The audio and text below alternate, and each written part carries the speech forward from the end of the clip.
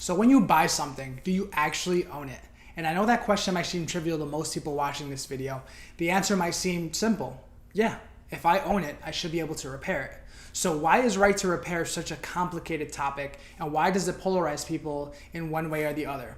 Recently, Apple and Caterpillar have come under fire for not allowing their customers to repair or work on their products that they've already bought. So in this video, I'm going to be playing devil's advocate, and I'm going to be telling you why you shouldn't be able to repair your iPhone even though you own it. And before you go into the comments and type all types of crazy stuff, call me crazy, call me an Apple sheep. Yes, I do love Apple, but you need to look at it from Apple's perspective because they're the ones that created the iPhone and allow us to use it. So when I think about Apple and Apple products, there's three main things that come to mind: bespoke design, the ecosystem, obviously, and the brand image. It's clear that Apple has a brand image of higher class, upscale, exclusive products, and that wasn't a mistake. Their products are made this way by design. And if you look at any product, be it the MacBook, the iPad, the iPhone, the Apple Watch, these products are made bespoke. There is nothing about these products that come off a shelf.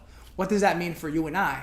A company like Apple decides to make their products not accessible on the inside to us. They have the right to do that because they created the product. But I want to take this concept to a step further, and I want to make sure that you guys see it from the way Apple looks at it when they sell you a product. When we buy a physical product, we may look at it as something that's tangible that we can use, but Apple is actually selling you more than just a product. They're selling you an experience, okay? So that experience encompasses the hardware, the software, and all the little nuances about their product, including the perception of others, the exclusivity, the level of refinement in their products. Every single company has a desired goal for when they sell you something when you use their product. When you look at Apple, you think about simplicity, you think about ease of use, you think about products that are so easy that a baby could use it or a 95-year-old person could use it. You think of things that are easy to understand. Buying Apple products are products that just work, right? That's what they're known for, products that get out of the way that just work. This is something that's so fundamental to Apple that it bleeds into the topic of right to repair, because if somebody is able to get into the phone and tamper with the phone, that in turn changes the way either that customer or a future customer might use that product. So let's say you have an iPhone, right? I'm gonna put up some images of some sketches that I did that are not good, but I'm just gonna give you an example. When Apple sells you a phone, they want you to use the phone the way they want you to use the phone. Okay, this goes back to the walled garden and the ecosystem.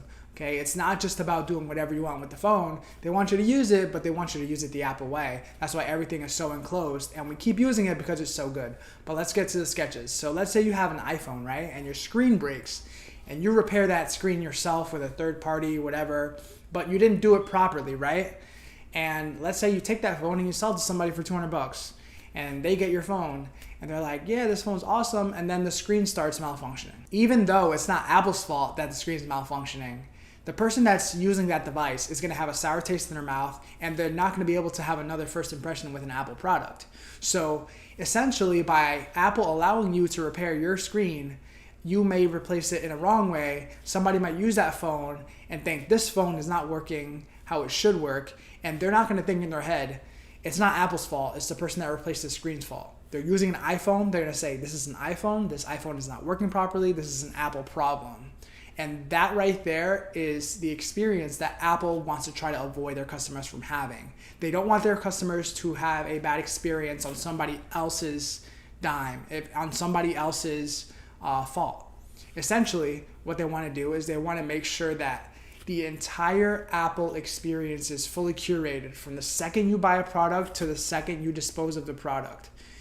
That entire experience needs to be curated by Apple, and they don't want any other hands in the pot tinkering with it. If something goes wrong on Apple's end, hey, it's their bad. They created it, they have to fix it. But if something goes wrong because of somebody else and it's something that they can't control, that is negative publicity, negative taste in somebody's mouth that they don't want to kind of bring onto themselves.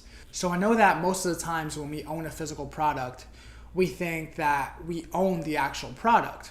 But when it comes to Apple and the way that they design their products to be used and to be experienced, you need to realize that when Apple sells you a product, they're not just selling you a physical item, they're selling you an experience.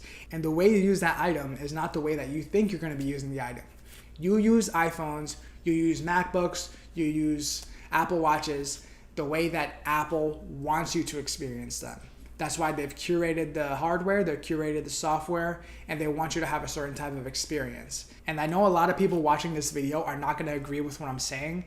And a lot of the things that I'm saying, I don't necessarily agree with myself, but what I'm looking at it from is Apple's perspective. And they're a private company, they can do whatever they want, and people can stop using their products. The problem is they create such a good product and such a good experience for most people that people just put up with it and they keep buying their Apple products. So in conclusion, guys, right to repair is such a polarizing topic.